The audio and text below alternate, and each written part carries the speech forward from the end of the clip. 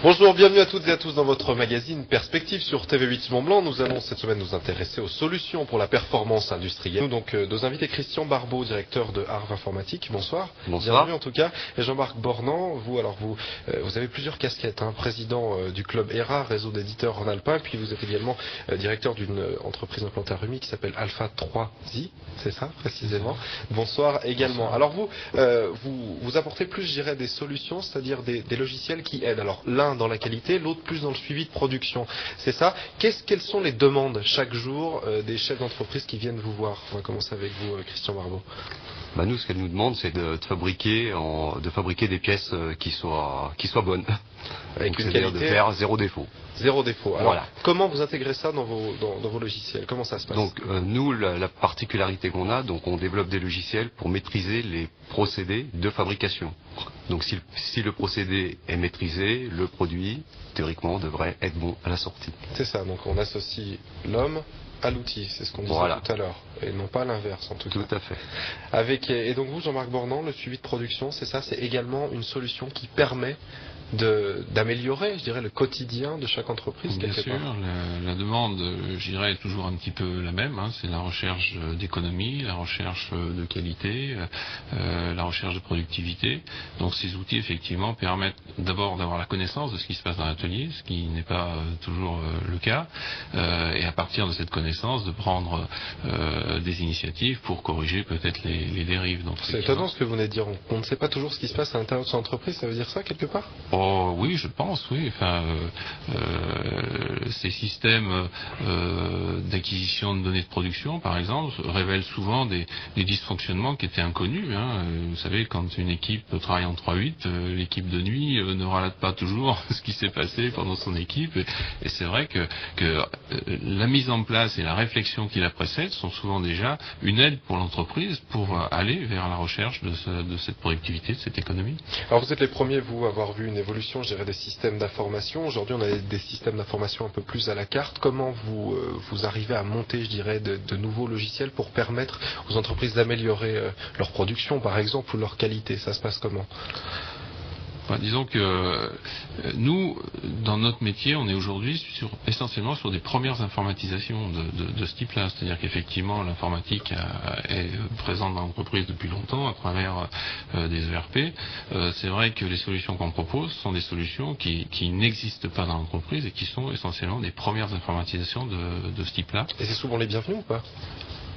Je pense que les industriels qui décident de mettre en place ces solutions ont une bonne raison de les mettre en place. Maintenant, le bienvenu par rapport aux acteurs, à ceux qui vont effectivement nourrir le système, je crois qu'il faut être très prudent.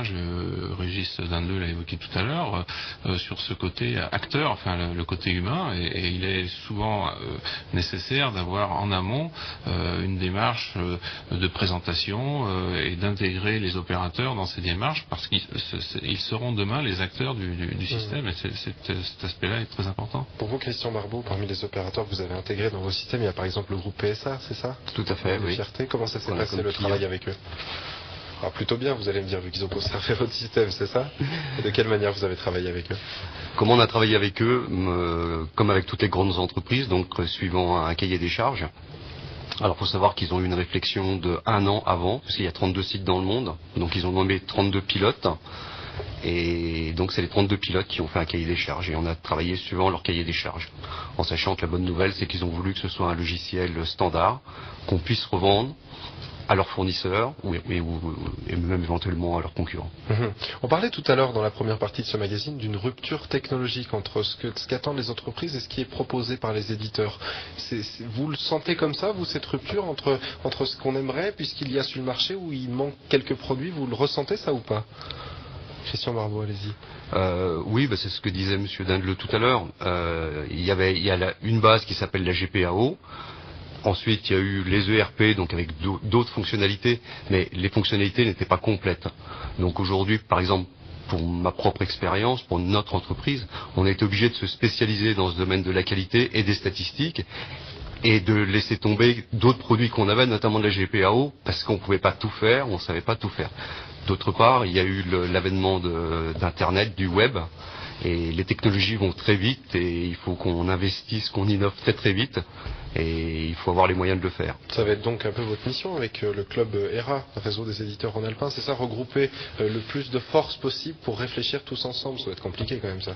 Oui, tout à fait. Donc, le club ERA a maintenant 3 ans d'existence. Donc c'est vrai que c'est Tesam qui avait pris cette initiative de mettre autour d'une table des éditeurs. Et on s'est vite rendu compte qu'on avait des choses à se dire et que pour offrir le meilleur service aux industriels qui s'adressent à nous, il était nécessaire d'échanger bien sûr sur nos technologies, de créer des passerelles entre nos produits. Donc ça fait 3 ans qu'on réfléchit à tout ça.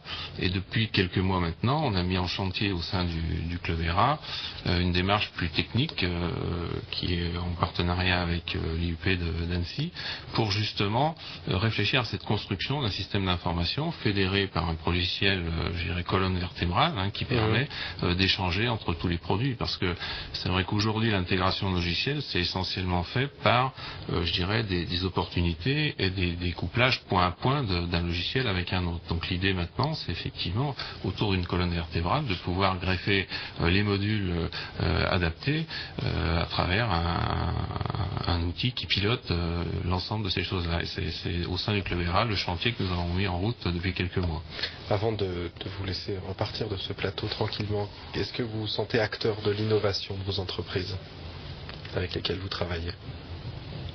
Je crois que quand on travaille pour servir une meilleure production, pour servir des meilleurs délais, pour servir la qualité, on a l'impression d'être un petit grain dans l'ensemble pour améliorer la compétitivité des industriels qu'on sert. Oui, j'ai tout à fait ce sentiment-là. Oui. C'est également le cas, la prochaine voiture qui sortira du groupe PSA sera un petit peu la vôtre quelque part, c'est ça? C'est un petit peu la nôtre, on peut en citer une deuxième qui est l'Opel Tigra Twin Top, qui est en train de sortir, qui ressemble un petit peu à la 206cc et qui est entièrement contrôlée avec nos produits.